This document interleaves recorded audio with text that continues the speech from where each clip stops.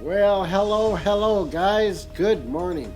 Well, it's the 25th, which would be Friday, and the reason why I'm putting that date in there is just so that you know when this story came out versus when you might watch it. Anyway, I'm Dave and Callie. Thank you for stopping by the show. What I'm going to talk about today is the new allegations that Hunter Biden had something to do with funding the biolabs in Ukraine. Now, of course, this is all just a speculation, and depending on which articles you read, especially if you go to like Gateway Pundit, it's stated more as a fact versus if you go to maybe where they actually got the source originally, and then you can also as you're reading it, you notice the bias in it, and the verbiage that's used, so that they're not exactly coming out and saying it, but everything's alleged. And of course, here on YouTube, everything has to be just alleged. It can't be a fact, otherwise it might be a conspiracy. So we try to stay away from the conspiracy stuff. Anyway, let's see if I can get my. Okay, this is so you guys can see the article. I'll pop it up there in the screen. And let's kind of take a look at this. Now, if you go to where the Gateway Pundit originally got their information, it was from the Telegraph. Now, the Telegraph says that Russia accuses Hunter Biden of funding the Ukraine biological weapons lab.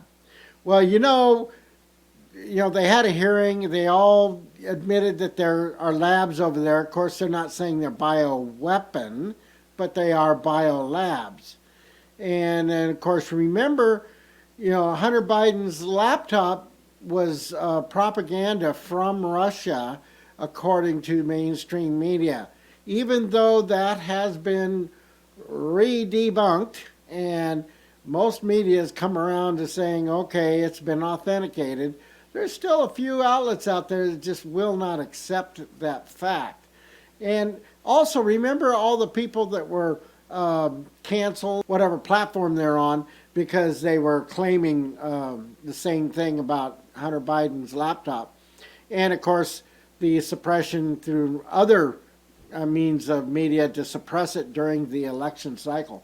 So anyway, let's go back here. Let's check out, this is Gateway Pundit. Okay, so their headline is about the same, except I notice that they say foundation funding Pentagon's biological program. They don't say warfare, biological warfare, where the original article does call it out as biological warfare. So, so you got to give that to Gateway Pundit. So they're basically saying that the Rosemont Seneca provided capital for the firms behind the creation of all these biolabs. So it was something that it worked out with the government. So, it may or may not be true. But okay, this is the text from the Gateway Pundit. Hunter Biden's firm Rosemont Seneca provided capital for the firms behind the creation of the biolabs in Ukraine. The U.S. Senate admitted that there were U.S. funded biolabs in Ukraine during Senate testimony earlier this month.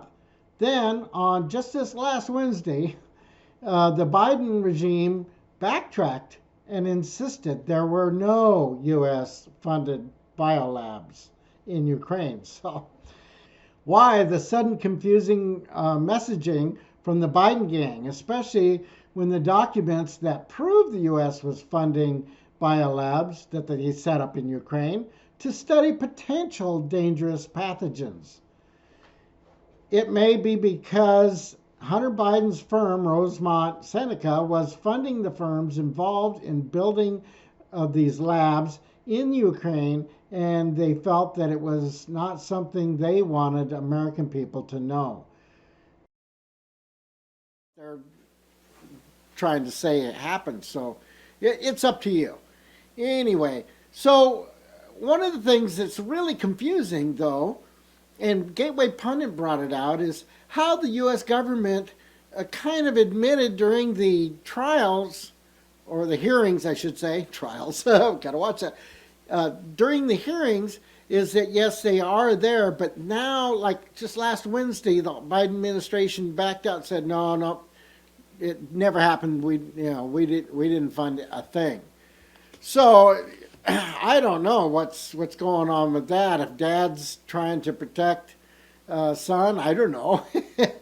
But one of the things that also is he's going over there, and I'm thinking, are we ready for Kamala Harris to become our new president? Because if you're going over that close to where the war is going on, Putin's already threatened that if any NATO actions happen within Ukraine, he's going to consider it an act of war. And he basically told those nations, which, you might think Poland and all them right there, he basically told them, you will disappear.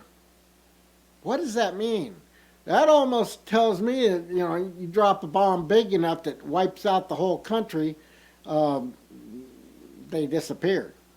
So the scary thing to me is I'm thinking, God, our president, even though, some of us don't accept him as our president is going over there in a very volatile area, already threatened by Russia.